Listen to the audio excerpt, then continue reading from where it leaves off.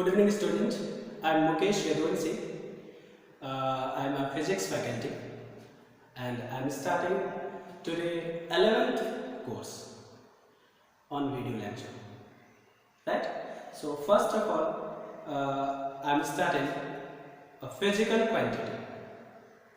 Right? This physical quantity including vectors and scalar, and this is very important in whole physics, right?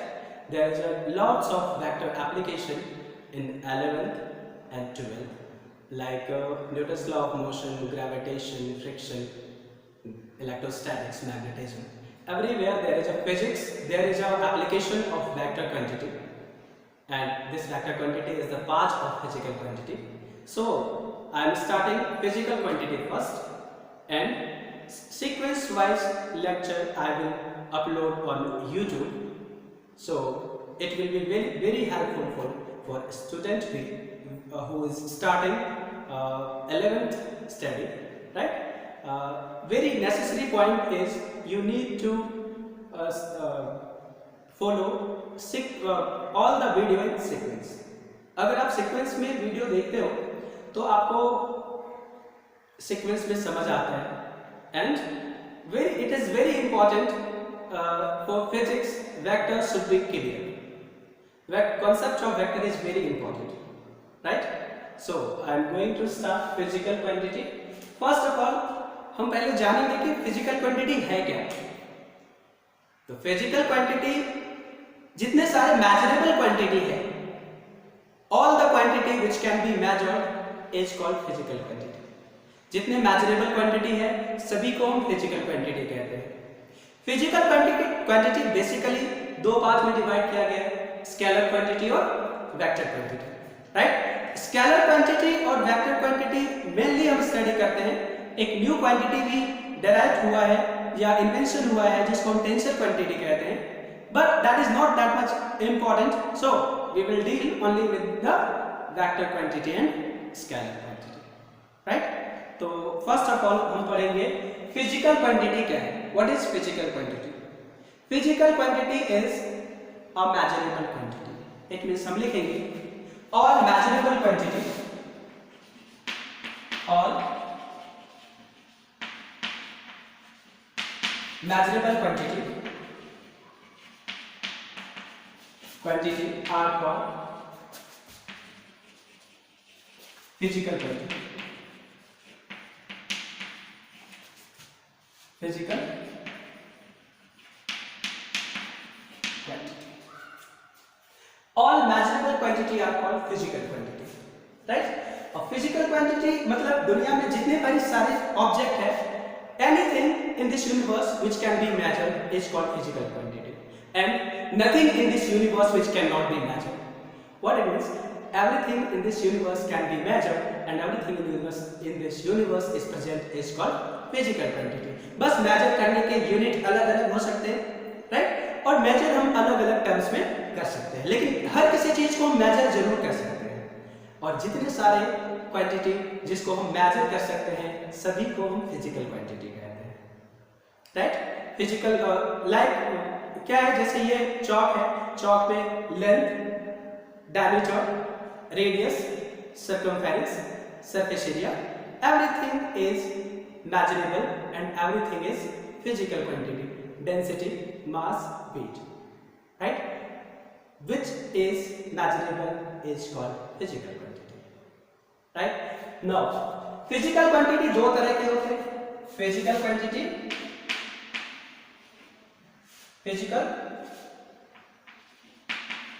quantity may be of two types, right? First is called scalar quantity,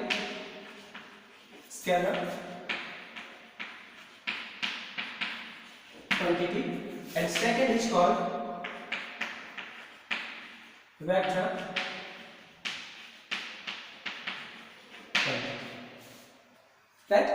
First is scalar quantity and second is vector quantity. Scalar and vector we will discuss one by one. Scalar quantity क्या है? First of all हम देखेंगे scalar quantity क्या है। The physical quantity which have only magnitude and not a specific direction is called scalar quantity। वो physical quantity जिसमें सिर्फ और सिर्फ मैग्नीट्यूड है और स्पेसिफिक डायरेक्शन नहीं है, या यूं कह लो कि डायरेक्शन नहीं है, उसको हम स्केलर क्वांटिटी कहेंगे। राइट? अब हम कहते हैं कि मैग्नीट्यूड है और डायरेक्शन नहीं है। तो मैग्नीट्यूड क्या है? What is magnitude?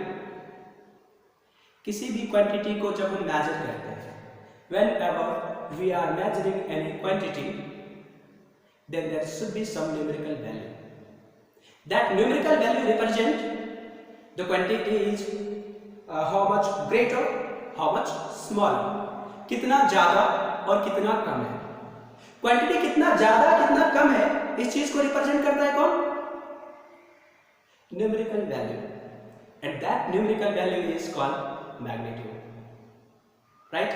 तो हम यहां लिखेंगे स्केलर क्वांटिटी को लिखेंगे, स्केलर क्वांटिटी को डिफाइन करेंगे, आफ्टर दैट वेक्टर क्वांटिटी को डिफाइन करेंगे। Scalar quantity, the physical quantity, physical quantity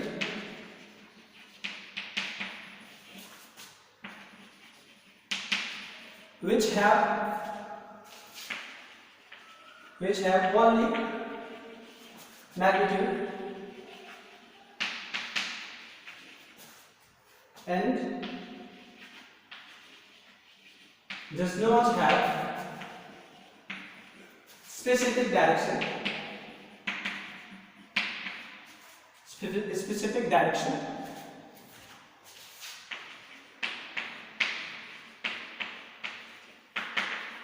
is called scalar quantity।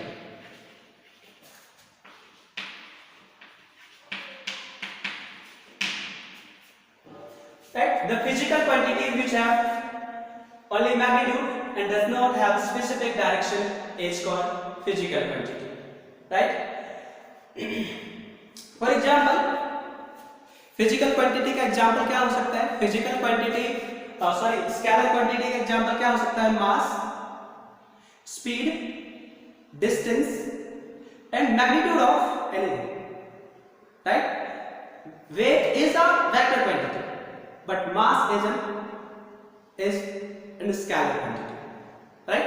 तो स्केलर क्वांटिटी को हमने कहा कि वो फिजिकल क्वांटिटी जिसमें सिर्फ मैग्नीट्यूड है और स्पेसिफिक डायरेक्शन नहीं है, या यूं कह लो कि किसी भी क्वांटिटी को रिप्रेजेंट करने के लिए अगर सिर्फ मैग्नीट्यूड से काम चल जाता है तो उसको हम स्केलर क्वांटिटी कहते हैं। राइट? फॉर एग्जांपल क्या होगा फिजिकल क्वांटिटी का? सॉरी, स्केलर क्वांटिटी का एग्जांपल क्या होगा?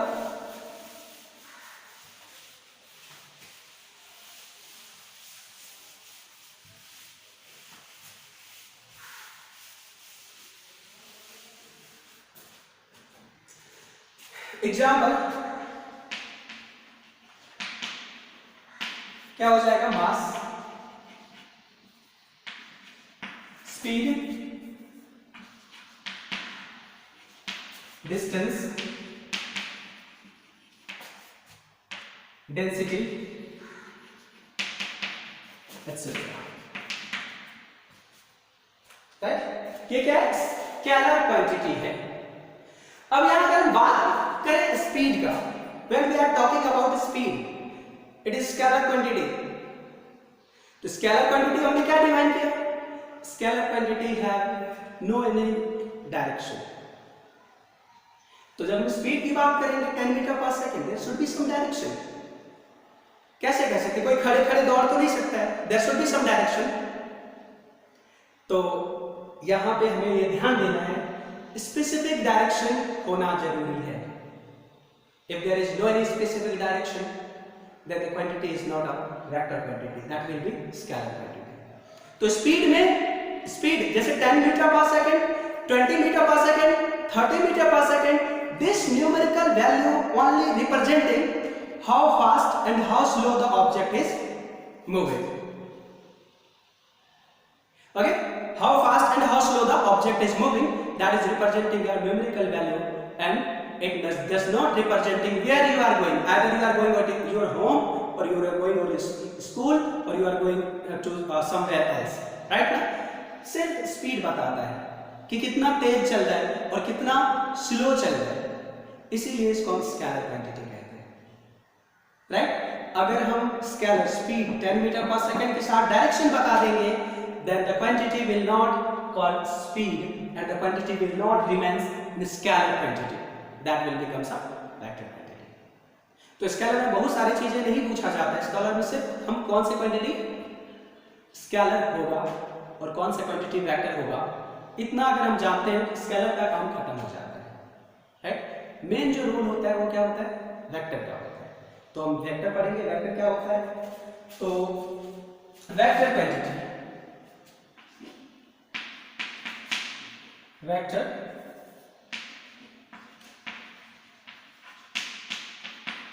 क्वांटिटी लिखेंगे the physical quantity which have magnitude as well as specific direction and should follow the law of vector addition is called vector quantity, right? लिखेंगे the physical quantity which have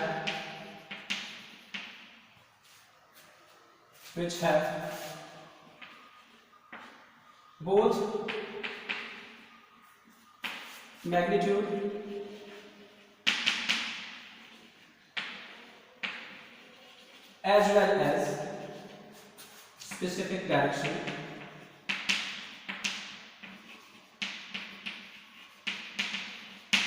magnitude as well as specific direction and also follow the law of vector addition,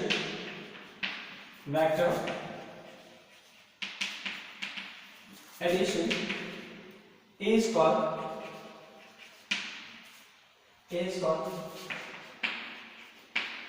vector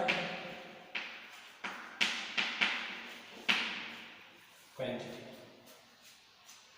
Okay, what it means? The physical quantity which have both magnitude as well as specific direction, ध्यान देना, specific direction, and also follow the law of vector addition is called vector quantity. क्या मतलब है?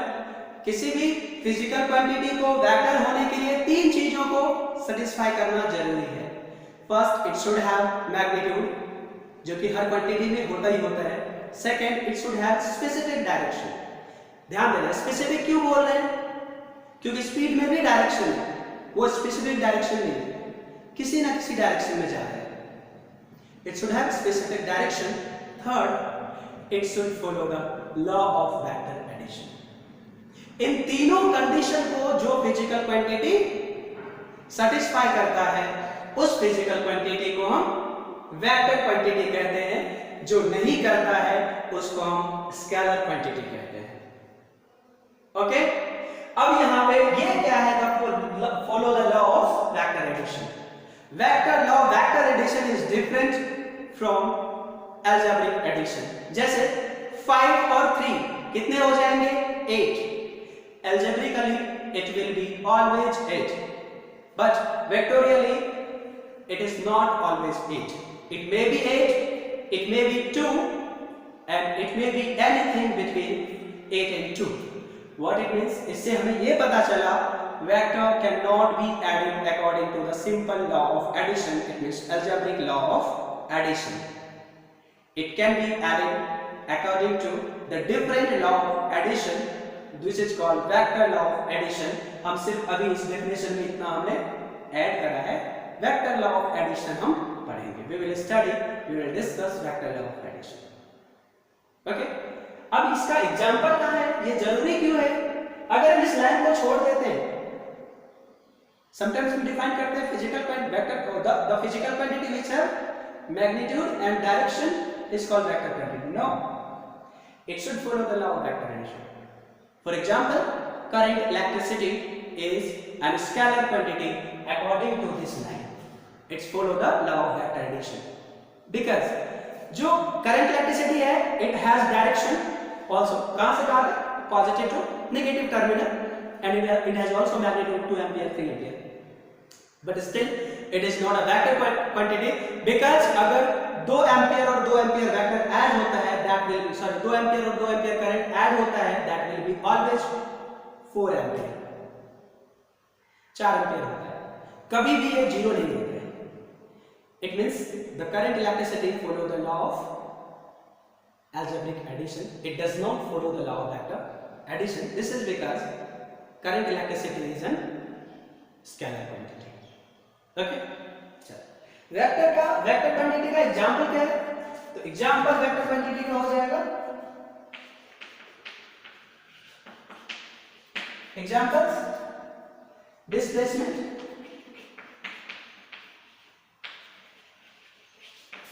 Velocity, acceleration, force और torque.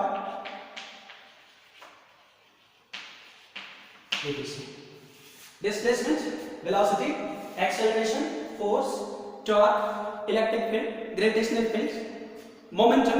These all quantity are a vector quantity because it is a physical quantity which having magnitude as well as specific direction and also follow the law of vector addition. Okay, clear everyone? Thank you.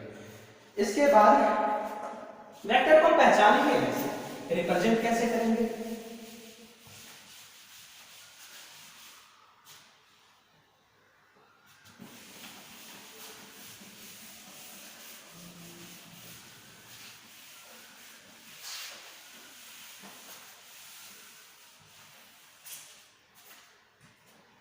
तो इसमें हम पढ़ेंगे representation of vector. Vector को represent कैसे करेंगे, कहीं लिखना होगा तो कैसे लिखेंगे? तो लिखेंगे यहां पे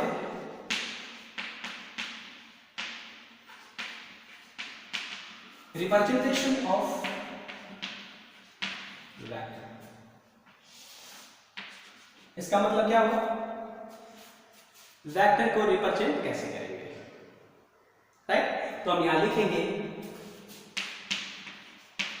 vector can be represented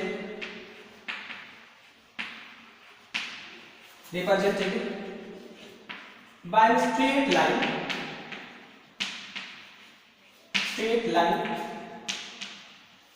followed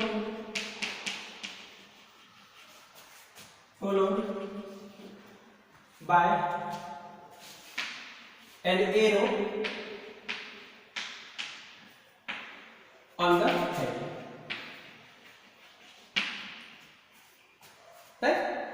It means vector कैसे रिप्रेजेंट करेगा? Vector can be represented by a straight line followed by an arrow on the head. Right? एक स्ट्रेट लाइन से रिप्रेजेंट करेंगे वेक्टर को, जैसे ये वेक्टर A है, right? Arrow, right? इस एरो को कहते हैं, क्या कहते हैं? Head. This arrow is called head. And vector start जहां से करता है उसको क्या कहते हैं? ये जो होता है ये क्या कहते हैं? इसको टेल कहते हैं. This is tail, right?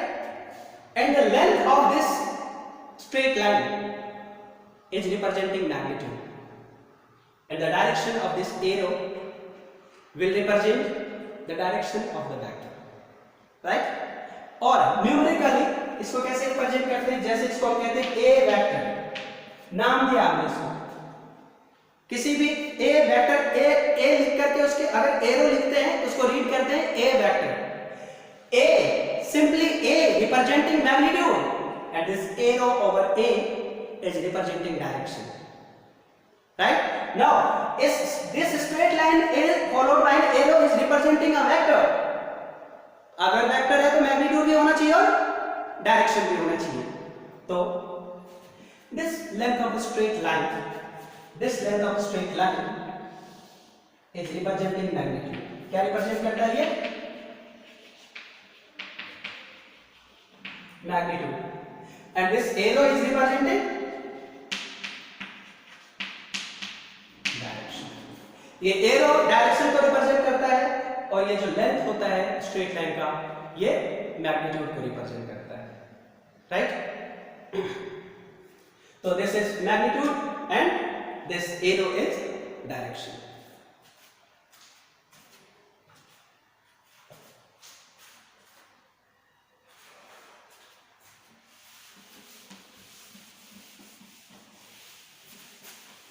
Now, सिर्फ मैग्नीट्यूड रिप्रेजेंट करना हो तो कैसे करेंगे? हर चीज को बारीकी से देखना है। देखो बच्चों, अगर हम ध्यान से देखेंगे सभी चीज को, अगर हम ध्यान से देखेंगे हर चीज मैटर करता है, जो भी बोर्ड पर लिखा जाता है और जो भी मैं बोलता हूँ हर चीज पे ध्यान दो और उसका धीरे धीरे स्ट्रॉन्ग ग्रिप मिलेगा और स्ट्रॉन्ग ग्रिप मिलेगा तो definitely physics will be fantastic, right? मजा आएगा फिजिक्स पढ़ने में अगर आप स्टार्टिंग से अच्छे से पढ़ रहे हो, हर चीज ध्यान दे रहे हो, राइट? मैंने क्या चीजें बताया? ये जो है straight line followed by arrow, इसको वेक्टर कहते हैं। नंबर से कैसे रिप्रेजेंट करते हैं? जैसे इसको हमने लिखा A vector, right? This length is magnitude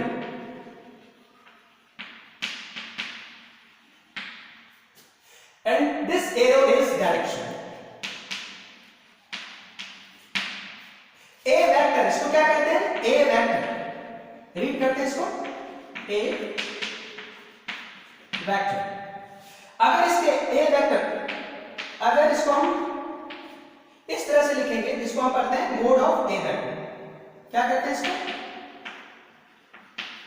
read करते हैं mode of A vector, right? Representing magnitude.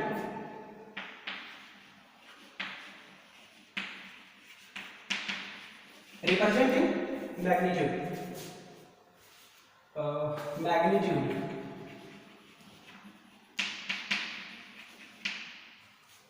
right? A को sometimes A mode of A को simple A represent करते हैं।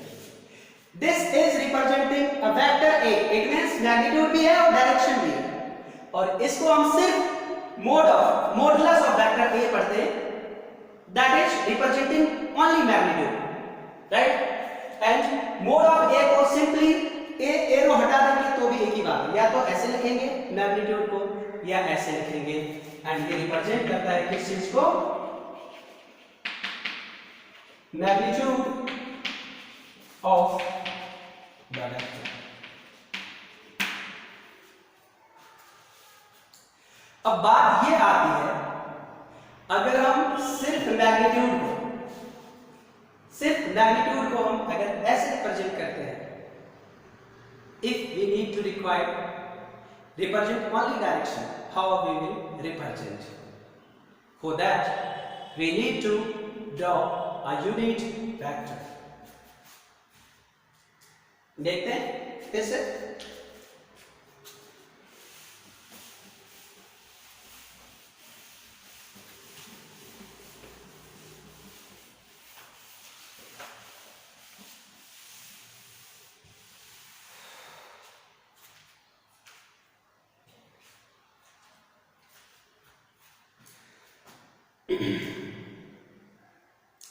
सिर्फ डायरेक्शन कैसे बताएंगे? डायरेक्शन क्या होता है? जैसे हम किसी वेक्टर को, अगर कोई वेक्टर यूनिट वेक्टर होता है उसको हम कहते हैं डायरेक्शनल वेक्टर या फिर इसको कहते हैं डायरेक्शन। यूनिट वेक्टर क्या होता है? जैसे ए कैप हमने लिख दिया, ए कैप क्या होता है? Vector A divided by magnitude of vector A. ये हमने क्या बताया? This is the complete vector, magnitude and direction, and this is only magnitude. तो ए कैप, इसको रीड करते हैं ए कैप। ए कैप क्या होता है? Magnitude of A, vector A divided by magnitude of A.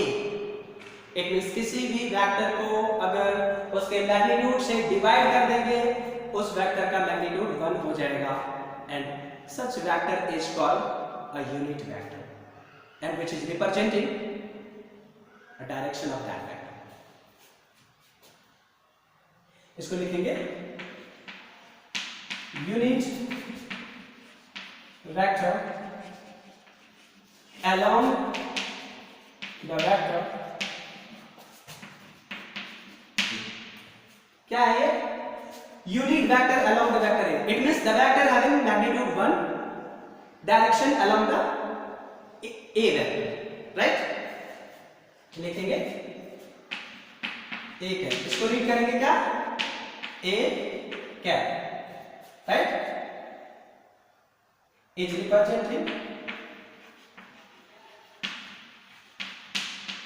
representing unit vector along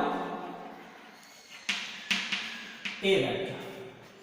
अब unit vector क्या है तो हम यूनिट वेक्टर डिफाइन कर लेते हैं, इसको और डिटेल में पढ़ेंगे बाद में। यूनिट वेक्टर तो यूनिट वेक्टर क्या होता है? ऐसा वेक्टर जिसका मैग्नीट्यूड कितना हो? 1 हो। लिखेंगे the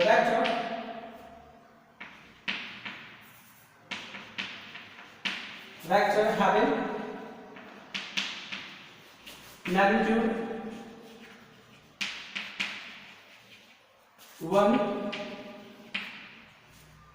is called unit vector। मतलब क्या है? कोई भी वेक्टर जिसका मैग्नीट्यूड 1 है उसको हम यूनिट वेक्टर कहेंगे। What it means? All the vector unit vectors having magnitude 1 but all the unit vectors will not be equal. क्यों? All the unit vector should have magnitude 1 but all the unit vectors may not be the direction in the same direction। अगर किसी भी दो vector का magnitude और direction दोनों same है then only two vector will be equal। It means अगर unit vector का मैग्नीट्यूड 1 है, सभी यूनिट वेक्टर का डायरेक्शन 1 नहीं हो सकता है। It means all the unit vectors having same magnitude but all the unit vector have not the same direction। This is because all the unit vectors will be not equal due to unequal direction। Okay, thank you। यहां पे समझ गए? अगर इसको हम देखेंगे किसी भी वेक्टर के डायरेक्शन में यूनिट वेक्टर कैलकुलेट करना है देन उस वेक्टर के मैग्नीट्यूड से डिवाइड कर देंगे। वेक्टर को a वेक्टर से रिप्रेजेंट करते हैं a ओवर कैप, मैग्नीट्यूड को मोड ऑफ a से रिप्रेजेंट करते हैं या सिंपली a से रिप्रेजेंट करते हैं। तो ये क्या है? Mode a with unit vector along the vector a, मतलब वेक्टर जिसका मैग्नीट्यूड 1 है और डायरेक्शन a के डायरेक्शन में है। तो this vector will represent the direction of vector a। Okay, so हमने 3 चीजें पढ़ा अभी। क्या क्या पढ़ा? वेक्टर कैसे रिप्रेजेंट करते हैं और वेक्टर का मैग्नीट्यूड कैसे रिप्रेजेंट करते हैं और वेक्टर का डायरेक्शन कैसे रिप्रेजेंट करते हैं, राइट? तो मैं फिर से लिख रहा हूं, उसको ध्यान दीजिए। वेक्टर ये है, कंप्लीट वेक्टर है, मैग्नीट्यूड भी है, डायरेक्शन भी है। क्या लिखेंगे? ए वेक्टर। रीड करेंगे इसको, ए वेक्टर। इसको हम क्या रीड करेंगे? इसी को सिंपली ए लिख सकते हैं। इसको लिखेंगे क्या है ये? इसमें क्या है? Magnitude plus direction. और इसमें क्या है? इसको कहते हैं मोड ऑफ वेक्टर के। ये क्या है? Only magnitude.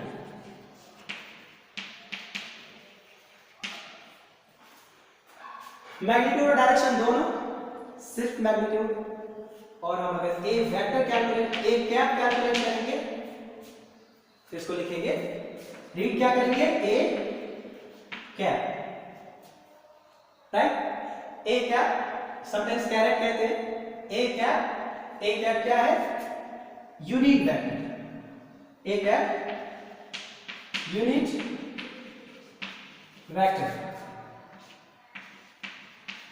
only direction, unit vector only direction, have magnitude, having magnitude 1,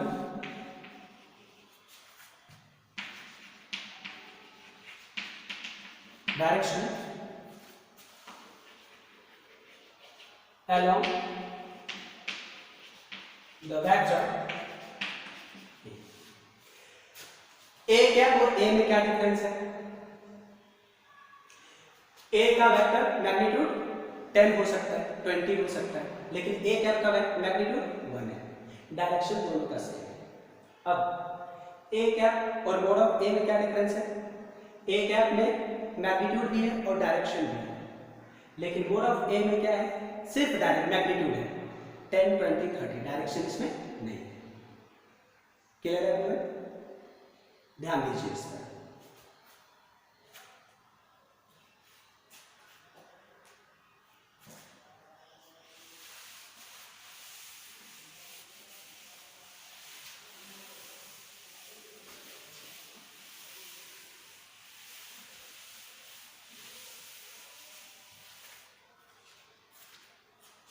now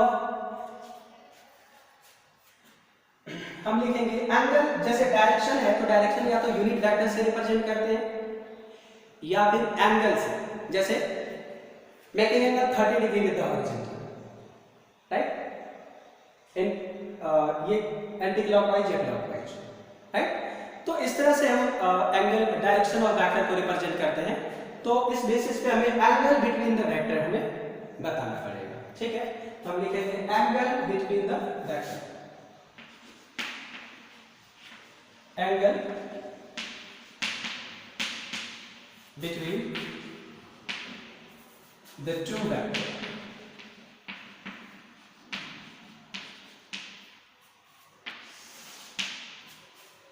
angle between the two vector को पहले लिख लेते हैं, उसके बाद हम रिप्रेजेंट करेंगे। लिखेंगे the smaller angle, the smaller angle between the two vectors, between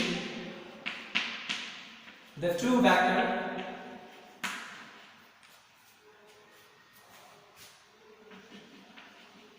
when their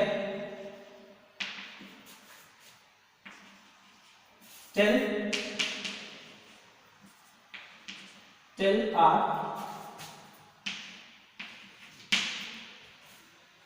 at the same point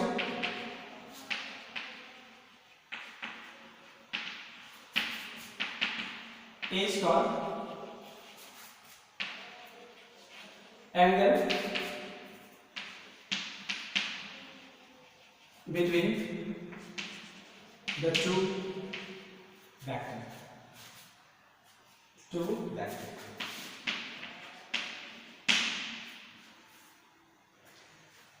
अब इसको ध्यान देंगे, the smaller angle between the two vectors when their tails are at the same point is called angle between the two vectors। क्या मतलब हुआ, अगर दो vector एक पॉइंट पे इंटरसेक्ट करता है तो दो एंगल बनाता है। देखते हैं, जैसे ये दो vector, this is A vector, representation मैंने बता दिया, this is the B vector, right. यहां पे दो एंगल बन रहा है, कौन कौन एंगल बन रहा है, one is this one theta, another way is this one 360 minus theta. This theta theta is also angle between the two vector, and this greater angle 360 minus theta is also angle between these two vector. But हमें क्या लेना है? Angle with smaller angle between the two vector, right? एक और ध्यान में रखना है, टेल और टेल एक पॉइंट पे होना जरूरी है. अगर टेल और टेल एक पॉइंट पे नहीं है तो हमें उस वेक्टर को शिफ्ट करके टेल और टेल को एक पॉइंट पे मिलाना है. After that we need to calculate angle, we need to find the angle between the two vectors. This is very important in the addition of vector also. So this is the smaller angle is angle between the two vectors. Okay, एक और example लेते हैं इसके. जैसे एक और example लेंगे.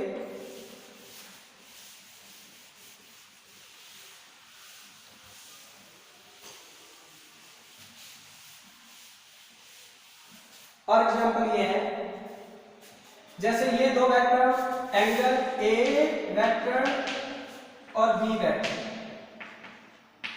तो हम देख रहे हैं कि यहां पे दोनों का टेल एक पॉइंट पे है, ठीक है. Sometimes A vector and B vector, यहां पे देखो इसका टेल है और इसका हेड है, and this is angle theta. This is A vector, this is b vector. इस केस में smaller angle is theta and this case smaller angle is again theta. But एक चीज मिसिंग है यहां पे, क्या? टेल और टेल एक ही पॉइंट पे होने चाहिए. तो टेल और टेल एक पॉइंट पे है नहीं है, तो वेक्टर की प्रॉपर्टी होती है वेक्टर को सेम लाइन में शिफ्ट कर सकते हैं. हम थोड़ा आगे और डिटेल में इसको पढ़ेंगे, राइट, कि वेक्टर की प्रॉपर्टी क्या होता है. इसको हम आगे शिफ्ट कर देंगे तो कोई भी चेंज नहीं होगा इस वेक्टर को. हम क्या करेंगे, इसको इस वेक्टर को इस डायरेक्शन में एक्सटेंड कर देंगे. नाउ ये जो टेल है, एक हेड है इस वेक्टर का, यहां पहुंच गया. अब इस पॉइंट पे इस वेक्टर का टेल एंड बी वेक्टर का भी टेल आ गया, and this will becomes B vector, and angle between the vector will not be theta. Angle between the vector will be, this is linear parallel, यहां से 180 होगा, तो this angle will be 180 minus theta. This is a smaller angle and this is the greater angle. Okay, so this smaller angle is this one. Here angle is between the vector A and B is theta, but here angle between A and B is not theta. While we are given A and angle between A and B is theta, but this is not an angle between the vector A and B, because tel or tel of these two vector is not at the same point. एक और देखना है, अगर head और head हो तो क्या करना पड़ेगा. तो हम देखते हैं क्या करना पड़ेगा. अगर हेड और हेड है, जैसे एक वेक्टर ये है A,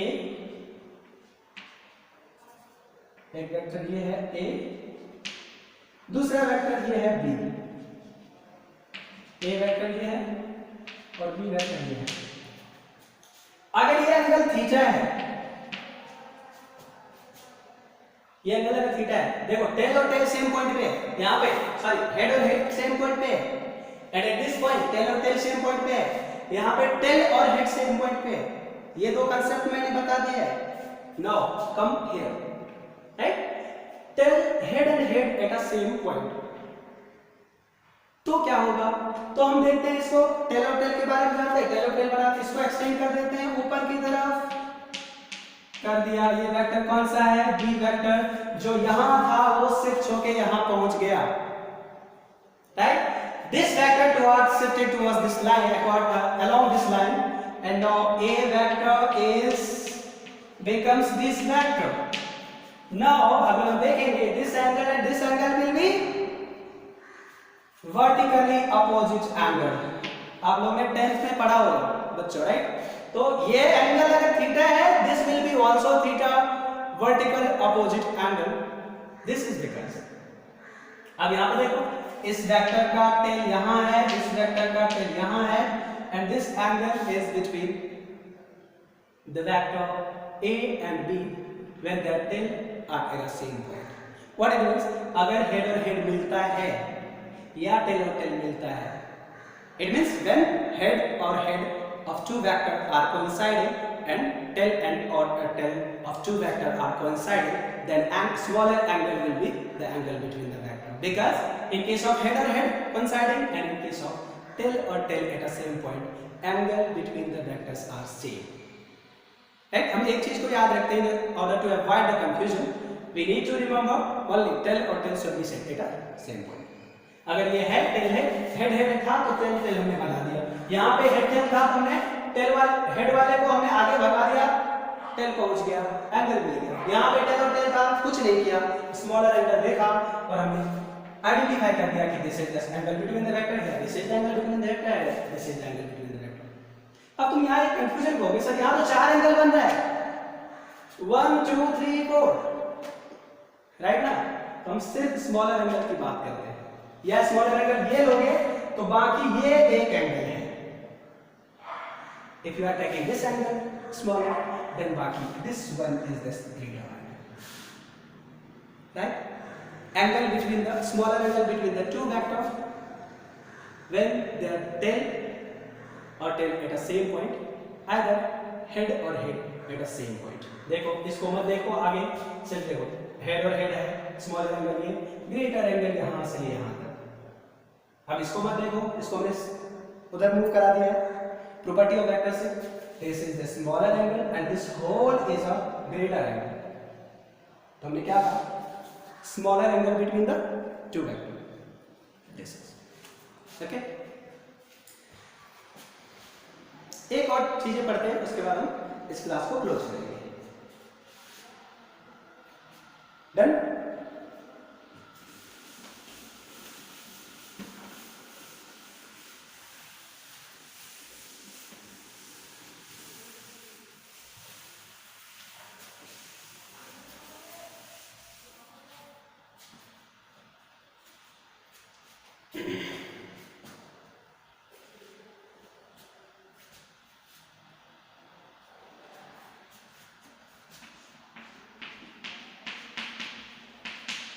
Property of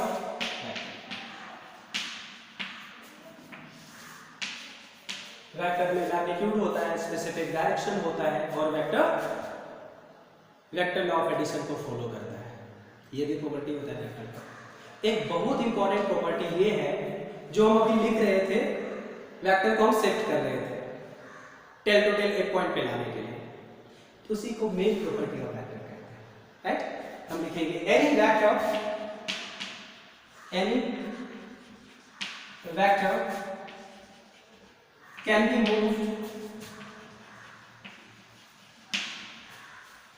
moved from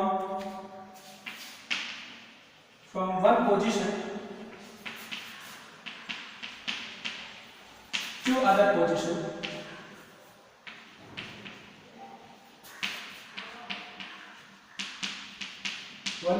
to other position, either parallel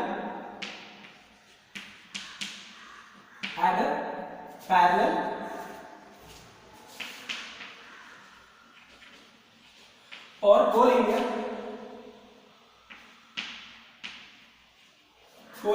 to itself। या तो पैरेलल या कोलिनियर किसी वेक्टर को एक पोजीशन से दूसरे पोजीशन तक शिफ्ट किया जा सकता है। When the vector will be shifted from one position to other position, either parallel or collinear, then the vector will remain same. There will be no any change in vector, right? क्यों? क्योंकि अगर हम ये line है vector का, making angle theta with the horizontal, हमने parallel अगर shift कर दिया, कोलिनियर शिफ्ट कर दिया, angle with the horizontal remain same. It means same vector को शिफ्ट किया है, magnitude will remain same, and क्योंकि पैरेलल किया है तो orientation also remain same. It means direction remains same, it means vector will be remain same. तो किसी भी वेक्टर को पैरेलल या कोलिनियर हम किसी भी वन पोजीशन से दूसरे पोजीशन तक मूव कर सकते हैं, उसको हम कहते हैं प्रॉपर्टी ऑफ वेक्टर, राइट? हम इसको आगे भी देखेंगे प्रॉपर्टी ऑफ वेक्टर को क्या कर सकते हैं इस वेक्टर के साथ, कैसे, क्या एप्लीकेशन है इसका वो देखेंगे। जैसे एक वेक्टर ये है, इसको हम इस तरह से शिफ्ट कर देंगे, यहां पे कर दिया। देखो इस वेक्टर का लेंथ सेम होगा, डायरेक्शन भी सेम होगा, राइट ना। अगर हमें अलग अलग रहे तो गलत है, सेम होना चाहिए, राइट। इसको अगर नीचे शिफ्ट करना चाहेंगे तो इसको डायरेक्ट पैरेलल हम नीचे शिफ्ट कर देंगे, कर दिया पैरेलल नीचे शिफ्ट। अगर ये वेक्टर ए है तो ये भी वेक्टर ए होगा और ये भी वेक्टर ए होगा। क्यों? Because this vector having same magnitude and this all vectors having same direction. क्यों? कि इसको हमने पैरेलल मूव कराया है। अगर हॉरिजॉन्टल हम ड्रॉ करते हैं, every all the vectors making equal angle with the horizontal. अब हम इसको पैरेलल कोलिनियर, इसको आगे या इसको हम पीछे भी मूव करा सकते हैं पैरेलल। ये भी ए वेक्टर होगा, ये भी ए वेक्टर होगा। अगर हम इस वेक्टर को यहां ले जाना है, we shift it to collinearly, after that parallel, right. पहले हम शिफ्ट करेंगे, या भी पहले पैरेलल शिफ्ट कर देंगे फिर कोलिनियरली शिफ्ट कर देंगे, राइट। क्या करेंगे, किसी भी वेक्टर को according to our convenience, according to our requirement, we can shift the vector either parallel to itself and collinear to itself. इसको यहां ले गए, इसको यहां भी ले जाएंगे। अगर किसी वेक्टर को पैरेलल या कोलिनियर हम एक पोजीशन से दूसरे पोजीशन तक ले जाते हैं तो वेक्टर में कोई भी बदलाव नहीं आता है। There will be no any change in vector. If it will be A, it will remain A, and this will also remain A. But इसको हम थोड़ा सा टिल्ट नहीं कर सकते। जैसे हमने थोड़ा टिल्ट कर दिया तो क्या हो जाएगा, डायरेक्शन चेंज हो जाएगा। डायरेक्शन अगर चेंज हो जाएगा तो वेक्टर भी चेंज हो जाएगा। क्यों? क्योंकि कोई भी वेक्टर कब चेंज होता है, when the magnitude of vector will change or direction of the vector will change, or both magnitude and direction of the vector will change.